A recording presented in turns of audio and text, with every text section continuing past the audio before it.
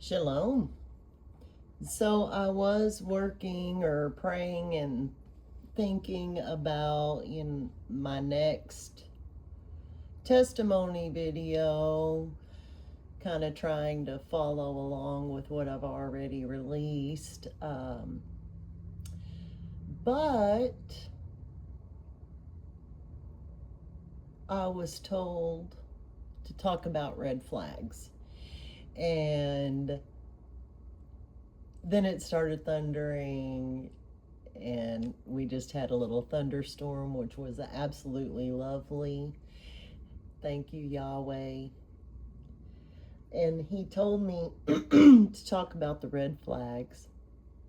So I come to get my phone, and the time is 9:11 a.m. So I just thought that was really cool. Oh, and I forgot to push my play on my little video for while I talk.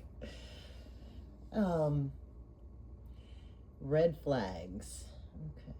I wanted to make a video back whenever the story broke about the, I believe, retired couple that were boating and she fell in and passed on, and I believe he was investigated. I'm not quite sure the update on that. Then there was another boating story. Then at the same time, there was the husband and wife that were having their trial during this time, and I do believe she did get him charged, but it was not the full extent, in my opinion, but she did get a charge on him. So that's good, because he had taken her hiking, if I'm not mistaken, on an anniversary or birthday, some celebration, tried to push her off the cliff. I believe she grabbed a rock, defended herself. Some people came to help. I'm not 100 on that one either, but my point is that that I see, we all see all of these things occurring, really sad situations, domestic violence, whether it's older couples, younger couples. The point is,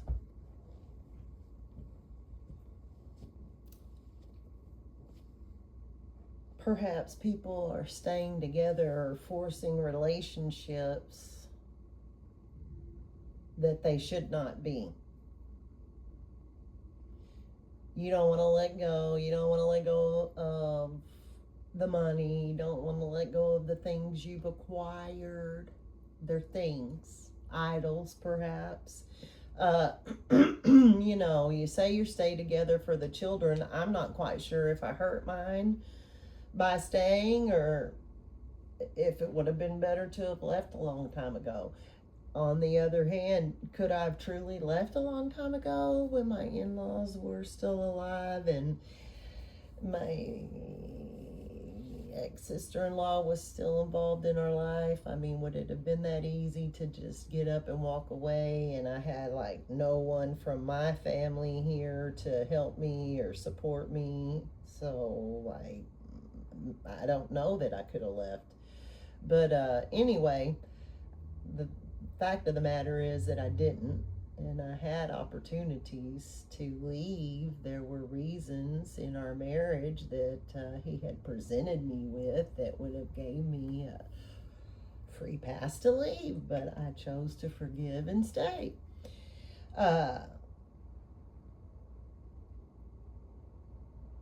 So going through this myself, I know that it's hard to let go. I understand when you've put in years and there's retirement and future plans and your grandparents, and I mean, you're saying, I said, about us not wanting to hurt our children, but like, at our age, we got grandchildren, so that's the second generation that's getting affected by the violence or the trauma or the toxicity,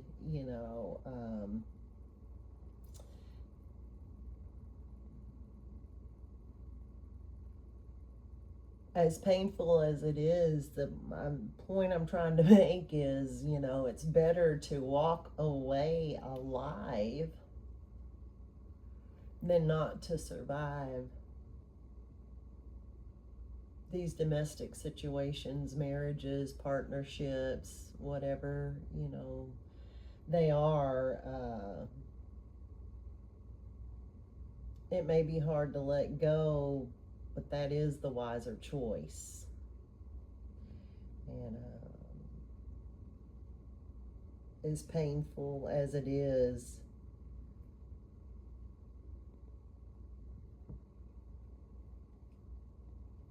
we can see where there's worst case scenarios, which brings me to another situation which I have made videos on. I think, I've got 1 or 2 views, but domestic violence has increased here in Texas, in the county that I'm in the town that I'm in, Stargate Central here, where the huge database is supposed to be nearing completion. I really don't know the update on it. It was supposed to be done in June, which is when disclosure is, if that's not ironic.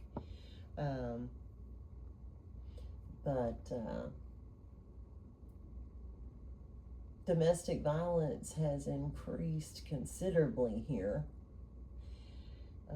I was a full-on witness, my ex and myself, 2 weeks ago, to the worst case scenario result of domestic violence, which brings me to the red flags.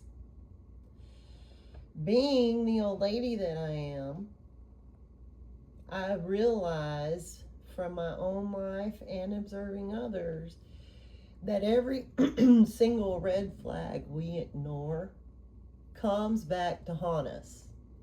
You ignore it, but that doesn't make it not real, and that doesn't make it not affect you, because it does. Whether you choose to be delusional, that's your choice, but every red flag comes back to haunt us. I mean, technically, I just am reminded right now that when I married this man, the very next day, well, we had a hellacious fight after we got married, of course, and of course I was like, oh, that's just the devil, hell's mad because we're going to be the spiritual couple to save the world, right? Ha ha, LOL, joke on me.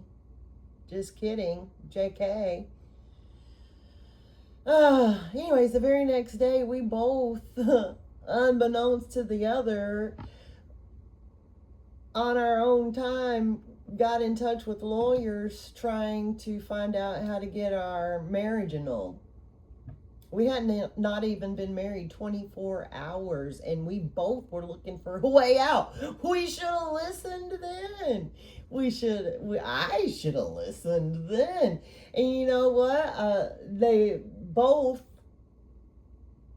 people that we talked to separately, separate people, both told us, basically an annulment's going to cost you just as much as a divorce, so like, hadn't been married 24 hours and I was already needing a full-on divorce. Both of us knuckleheads decided to stick it out. Yay. Hindsight's 2020, 28 years later, I guess I should have left then. Or should I have? Did I hurt my children that I had in this marriage? I had one child already. Would we have just been better off that way? Did I force all of this? I'm still trying to answer those questions. Maybe I won't get those answers. You know, I like to try to figure everything out. And Yahweh says, just trust in me and lean on me. And my thoughts aren't your thoughts. And my ways aren't your ways. So, like, I'm just trying to learn how to do that now. And my point to all of this is don't ignore the red flags, male or female. Don't ignore the red flags. They're going to come back to haunt you. Don't settle for less. Don't overlook those things. Please don't settle for less.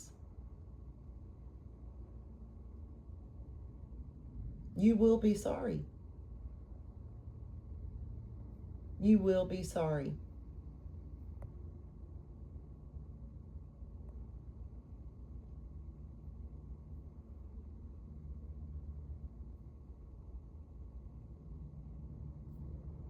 Would I have been better off to cut it off and suck it up? And I needed a divorce, you know, in less than 24 hours after I got married. And here I am 28 years later, 3 more children.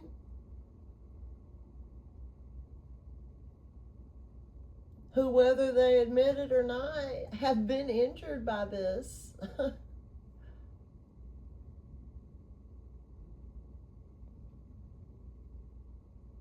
Either way, I still need a divorce. And I am running out of time. Let me go ahead and give a little piece of the testimony some more. You know, the reason why I needed a divorce, the reason why I got mad. If y'all have ever seen Seinfeld and Elaine in the Arms episode, and the girl goes knocking the stuff off the desk, I had one of those fits because what I found out was that I had been lied to by my best friend. Well, both best friends. Literal best girlfriend, and the new hubs. I knew they had a night of fooling around, but I was told and sworn by both of them that nothing ever, you know, happened except, you know, little fooling around. Well, you know, I get the full confession after marriage that, you know, yes, they definitely were intimate, and it was dumb of me to think that they wouldn't have been. And so, yeah, that's why I was upset and not happy. And he also showed a sign I did not realize, where he makes promises that he doesn't keep, because we were supposed to go out to eat. Red Lobster, yuck, we used to eat that trash. That's where he proposed to me at, so we were supposed to go out to eat there, and of course we got in that huge fight. Drinking was involved, of course, and you know, next morning we're both calling lawyers to see if we can get out of it, and we thought we might as well suck it up, and here we are today, still needing a divorce. So someone learned from my mess and just don't do it. And if you don't settle for less, like I said, and if you're a female, just know that you're going to be the one that works the hardest, does the most, and gets hurts the most. So have fun.